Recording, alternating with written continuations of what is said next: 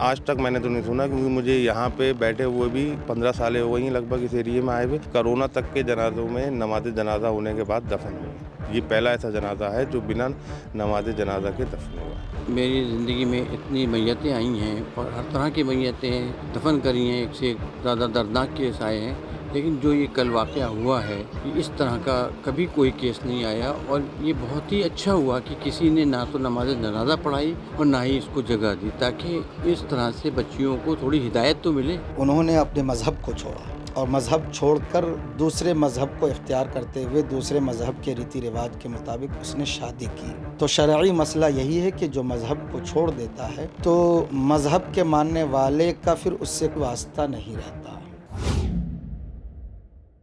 आदाब, मैं वसीम अख्तर और आप देख रहे हैं द लीडर हिंदी। हम इस वक्त यूपी के ज़िला बरेली में कल्लू मियाँ के तकिए में है। ये करीब 150 साल पुराना कब्रिस्तान होगा। देख रहे हैं काफ़ी बड़ा कब्रिस्तान है। यहाँ चारों तरफ मेरे कब्रें हैं।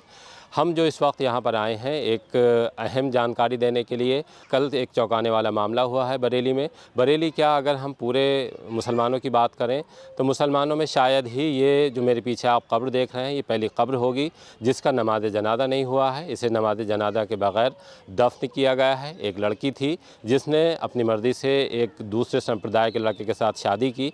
उसके बाद उसकी अचानक मौत हो जाती है। मौत होने के बाद उसके घर वाले उसकी बॉडी को अपने घर ले आते हैं, यानी उसकी बॉडी मायके में आ जाती है। इस मामले को लेकर मोहल्ले के लोगों ने एतराज़ जताया, क्योंकि ये दूसरे संप्रदाय के लड़के के साथ चली गई थी। ये लड़की मुस्लिम थी, लेकिन चूँकि दूसरे संप्रदाय के साथ चली गई थी, इस वजह से मोहल्ले वालों के एतराज़ के बाद ये मामला तूल पकड़ता गया। और जो वहाँ पास में मस्जिद है लड़की घर के बराबर में, जो वहाँ के इमाम हैं, नमाज जनाजा पढ़ाने से इनकार कर दिया। और जो पलंग मस्जिद से जनाजा ले जाने के लिए लेकर आया गया था उसको भी वापस बुलवा लिया गया था। तब ये मामला दरगाह आला हज़रत पर पहुँचा। मरकज़ी दारुल इफ्ता से इस मसले पर राय ली गई। ये पता किया गया कि शरीयत का हुक्म क्या है। शरीयत का हुक्म सामने आने के बाद ये साफ़ हो गया कि कोई भी इमाम नमाज जनाजा नहीं पढ़ाएगा, क्योंकि लड़की मुर्तद हो चुकी थी। ये हुक्म है, ऐसे लोगों का नमाज जनाजा कोई इमाम नहीं पढ़ाएंगे। घर वालों ने इस पर विचार विमर्श किया, गौर खौस किया। उसके बाद ये तय हुआ कि लड़की को ऐसे ही लाने के बाद दफन कर दिया जाएगा। यहाँ कब्र खुदी है, मेरे पीछे आप देख रहे हैं। यहाँ पुलिस आई थी, पुलिस की मौजूदगी में लड़की को कब्र में दफना दिया गया है। जिन्होंने कब्र खोदी थी वो इस वक्त यहाँ पर मौजूद थे। हमने उनसे बात की है, लेकिन वो कैमरे के सामने नहीं आ रहे हैं। उनका भी कहना ये है कि वो बहुत लंबे वक्त से कब्र खोदने का काम यहाँ कर रहे हैं। ये पहला ऐसा जनाजा है जो बग़ैर नमाज जनाजा के दफन किया गया है।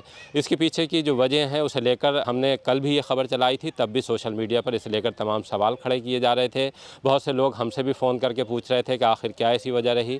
जब उन्होंने इस पूरे मामले को समझा है और देखा है तो उसके बाद भी अभी तक इस पर चर्चा चल रही है। लोग सवाल कर रहे हैं और इस पर एक दूसरे से पूछ रहे हैं कि आखिर ऐसा क्या हुआ है। खैर, ये मामला बहुत बड़ा है मुसलमानों के एतबार से। तो जिस तरह से मुसलमानों में ये तरीक़ा है कि जब उनका इंतकाल हो जाता है तो उसके बाद उनको गुस्ल दिया जाता है। गुस्ल के बाद नमाज जनाजा होती है और नमाज जनाजा के बाद कब्रिस्तान में जनाजे को लेकर आते हैं।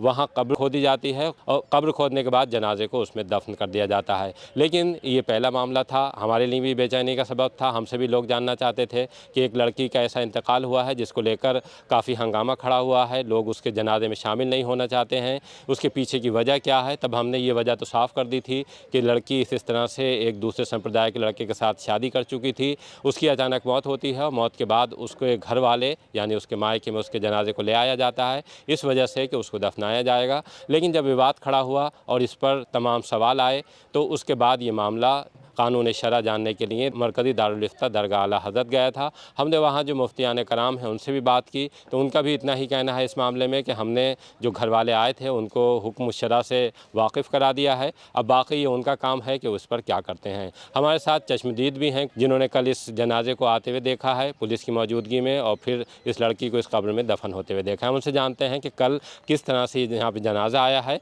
और उन्होंने क्या देखा था। मेरा नाम फरमान खान है जी फरमान भाई, यहाँ आपका गोदाम है क्या है? जी, मेरा यहाँ सामने ही कब्रिस्तान के तंबाकू का गोदाम है और वहीं मैं बैठा हुआ था जिस टाइम ये करीब 5 बजे के टाइम लमसम ही जनाजा आया, 4 से 5 बजे के टाइम। तो उसमें एक तो पब्लिक की संख्या बहुत कम थी। फिर पता चला कि ये ऐसे लोग होंगे? कम से कम 10 से 12 लोग।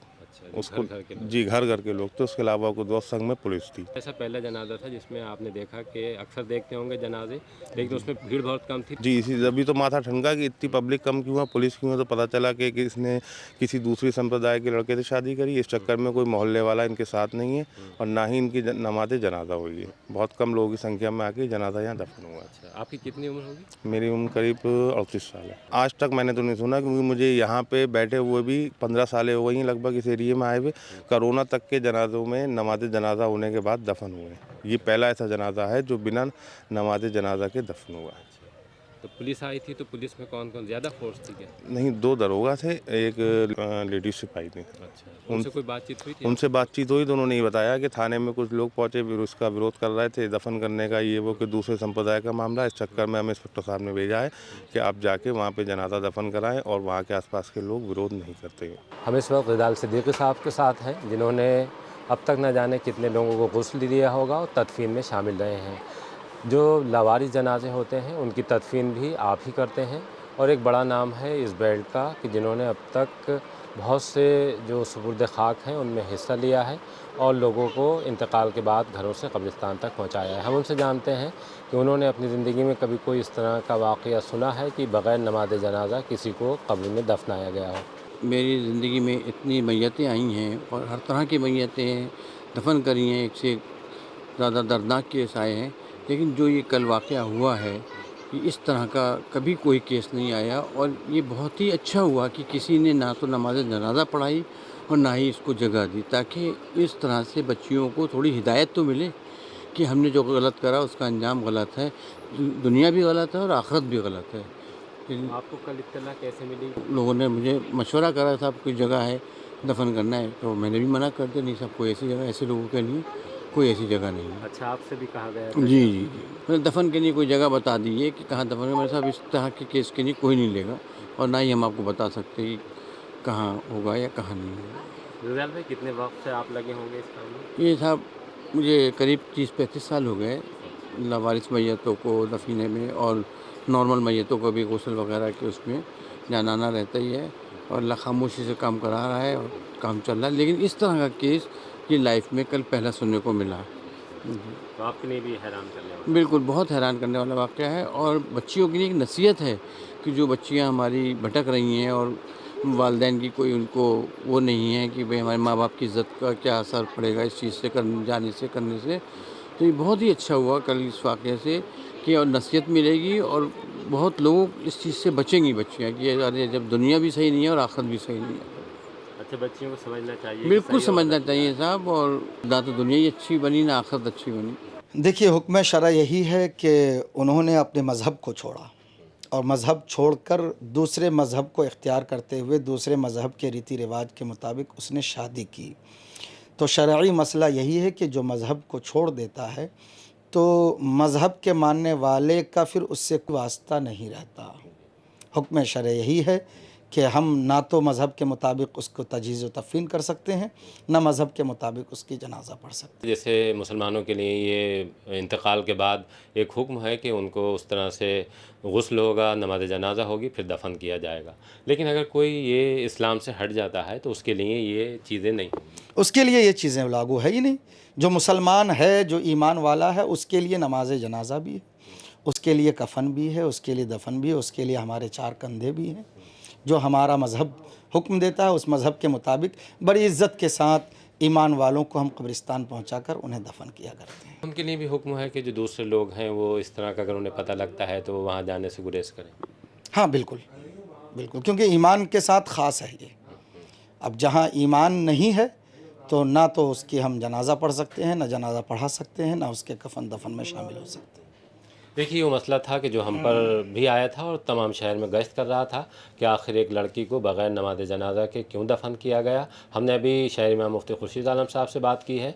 उन्होंने शरीयत का हुक्म साफ़ कर दिया है कि ऐसे लोगों के लिए क्या हुक्म था, उसी हुक्म का पालन किया गया होगा। इसी वजह से नमाज जनाजा नहीं हुई।